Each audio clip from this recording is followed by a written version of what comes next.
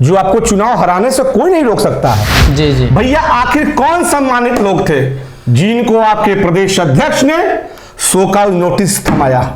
इनको मुलाकात आदेशपाल से करना है या राज्यपाल महोदय से करना है, इनका अंतर ही नहीं पता इन लोगों को। क्या 10 साल के जो बच्चे हैं, जो लड़के हैं, वो वोट में तब्दील कर सकते हैं अपना वोट? नमस्कार, भारत लाइव देख रहे हैं आप। लोक जनशक्ति पार्टी रामविलास के अंदर लगातार चर्चा चल रही है और पार्टी के नेताओं को नोटिस भी थमाया जा रहा है। पिछले दिनों चिराग पासवान राज्यपाल से मिलने गए और उसके बाद आज जो खबरें आ रही हैं, पार्टी नेताओं को नोटिस थमा दिया गया है। क्या कारण है हम जानेंगे, लेकिन कृष्णा कल्लू हमारे साथ मौजूद है। तो आप कहेंगे कि ये कैसे बताएंगे, ये तो खुद पार्टी से निष्कासित है। कृष्णा कल्लू अपने पक्ष को रखेंगे। कृष्णा कल्लू जी, अभी पार्टी के नेताओं को नोटिस थमाया गया है, आपको भी नोटिस मिला था। लोक जनशक्ति पार्टी रामविलास के प्रदेश अध्यक्ष आदरणीय राजू तिवारी जी पूरी तरीके से पार्टी नहीं, गिरोह और कंपनी चला रहे हैं। और वो दिन दूर नहीं कि आदरणीय नेता चिराग पासवान जी को भी नोटिस दे डालेंगे राजू तिवारी। चिराग पासवान को नोटिस देंगे राजू तिवारी पूरी तरीके से। लत लक्षण भाई अब मरले पे जाई। राजू तिवारी जी के कलम से सिर्फ और सिर्फ एक ही विकास बिहार में हुआ है। बिहार फर्स्ट, बिहारी फर्स्ट का जो विजन है उसका 100 का नोटिस जारी करना और पार्टी में कर रहे कार्य अच्छे लोगों को पार्टी से निकालना।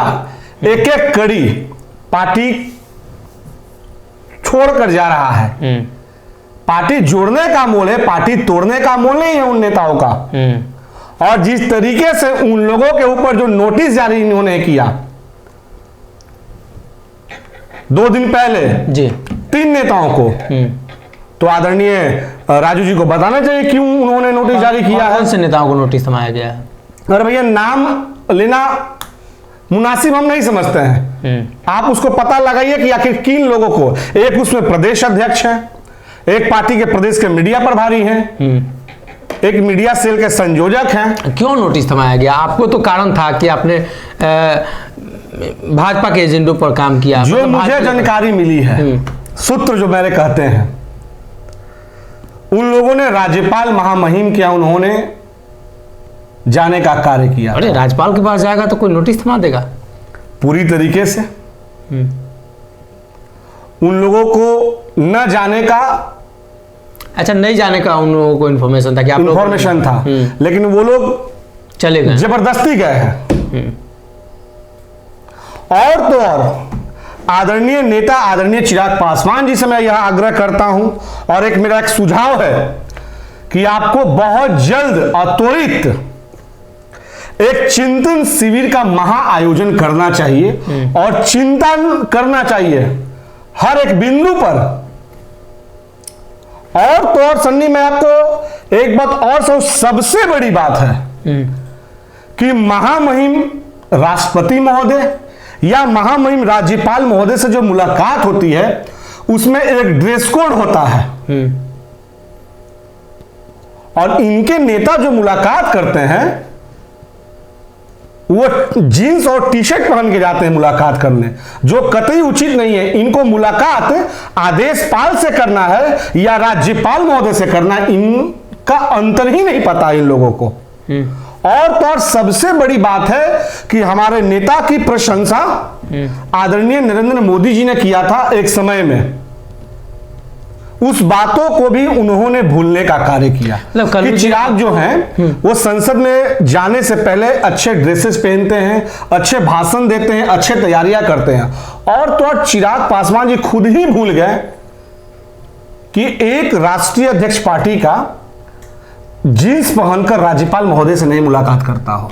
नहीं, एक सवाल उत्पन्न होता है, आपको नोटिस थमाया गया, आप तो चिराग के पीछे ही पड़ गए हैं, आज इन लोगों को नोटिस थमाया गया तो ये लोग नहीं बोल रहे हैं, मतलब इनके देखिए हम चिराग जी के पीछे नहीं पड़ गए सर। नहीं, बात ऐसा है कि राजनीति में हमने जो बोया है, हमने जो सींचा है खून पसीने से, चिराग पासवान जी लोक जनशक्ति पार्टी कि जो संस्थापक हैं उनके पुत्र हैं, राजनीतिक विरासत उनको मिली है।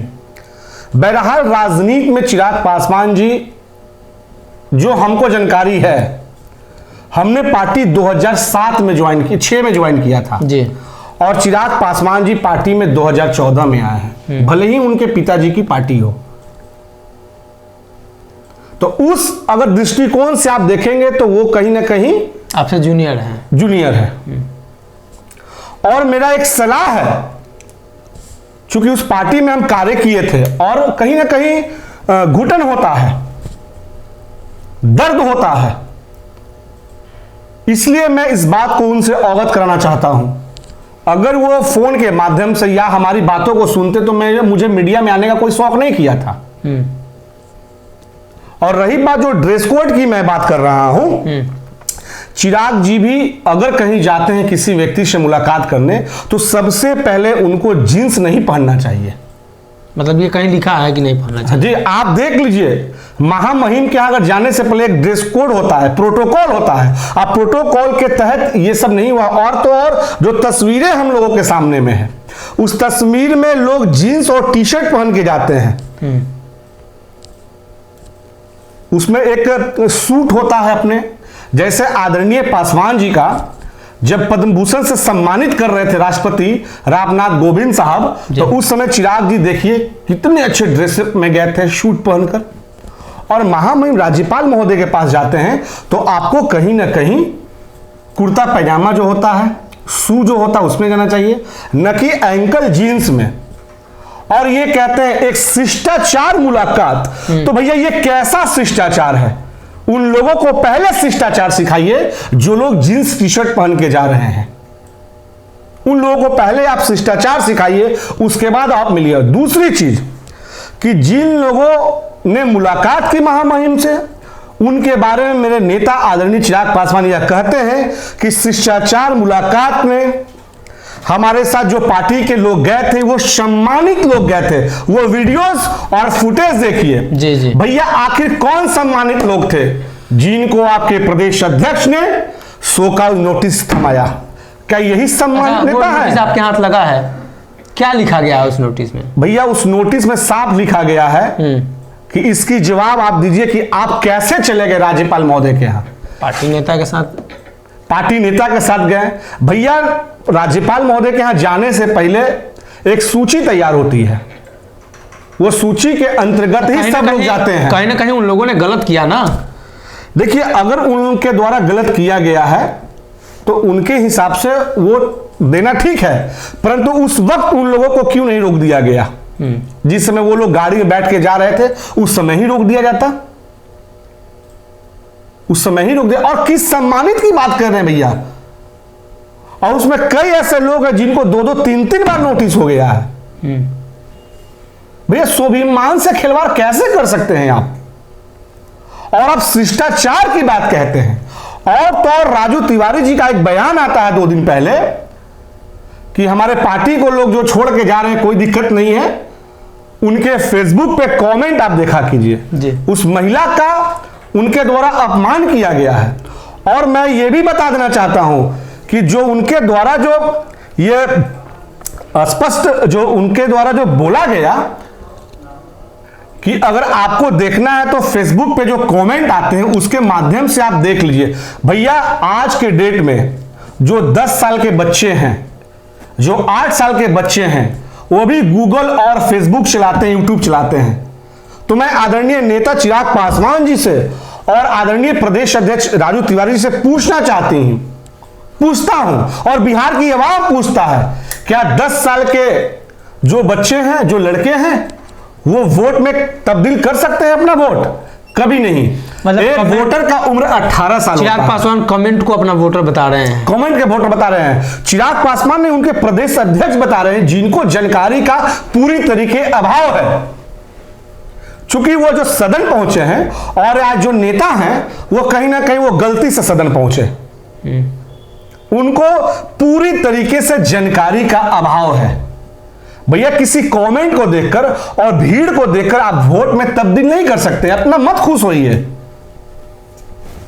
बिहार में कई ऐसा पार्टियां जिसकी रैली होती है या कोई आयोजन होते हैं तो उसमें कई भीड़ होती है, हॉल खचाखच भर जाता है, गांधी मैदान खचाखच भर जाता है, तो क्या उसकी सत्ता में वो होते हैं? क्या नहीं होते हैं वो? देखिए, आप चिराग पासवान की पार्टी में जिनको नोटिस थमाया जा रहा है, आप कहीं ना कहीं उनकी आवाज़ को उठा रहे हैं, लेकिन जब आपके साथ हुआ तो पार्टी के किसी नेताओं ने आपका समर्थन तो नहीं किया था? भैया इसलिए कि सब कोई डरे हुए थे, और कृष्णा सिंह कल्लू स्वाभिमान से कभी खिलवाड़ नहीं कर सकता और ना कभी डरता है, चूंकि भाई किसके हैं? चिराग पासवान जी के, और पिता स्वरूप किसको मानते हैं? रामविलास पासवान जी को। तो चिराग पासवान ये कहते थे कि मैं शेर का पुत्र हूं, तो भैया हम भी तो शेर के पुत्र हैं और शेर का भाई हैं। जब मेरा भाई है शेर है तो डरेगा कैसे? चिराग पासवान जी कभी डरते हैं? देखे हैं किसी से? नहीं डरते। बोलते हैं ना भैया सीना चीर के हम बोलेंगे, तो हम भी सीना चीर के बोलते हैं। और सन्नी, मैं आपको चिराग पासवान जी को सिर्फ और सिर्फ मीडिया में मेरा आने का सिर्फ एक ही मकसद है कि हमारी बातों को अगर टेलीफोन के माध्यम से या वार्तालाप कर वो बैठ जाते तो हमको मीडिया में आने का कोई जरूरत नहीं था। और डे वन से हम बोल रहे हैं कि प्रदेश नेतृत्व को आप समय रहते चेंज कर दीजिए। लोकसभा का चुनाव है, आपका जो सलाहकार है, ऐसे ऐसे लोग जो आपको चुनाव हराने से कोई नहीं रोक सकता है जी। और इसीलिए लगातार हम कहते आ रहे हैं कि समय रहते पार्टी में आदरणीय सौरभ पांडे जी को आना बहुत जरूरी है, क्योंकि उन्होंने पार्टी हित के लिए उन्होंने कार्य किया था। अब पार्टी को किस तरीके से उन्होंने पूरे बिहार में संगठन को मजबूत किया था, आज उन्हीं का देन है और उन्हीं का किया हुआ है कि आज पार्टी में उतना पदाधिकारी बने हुए। ये किसी प्रदेश अध्यक्ष जो हैं उनका देन नहीं है। देखिए, चिराग पासवान को लेकर कृष्णा कल्लू ने पहले भी आरोप लगाया और अब पार्टी के नेताओं को नोटिस थमा दिया गया है। कृष्णा कल्लू के बाद कई नेता हैं जिसको नोटिस थमाया गया है और अब कहीं ना कहीं उन नेताओं की भी छुट्टी हो सकती है जिन्हें नोटिस थमाया गया है। और राजू तिवारी पर काफ़ी हमलावर रहे कृष्णा कल्लू।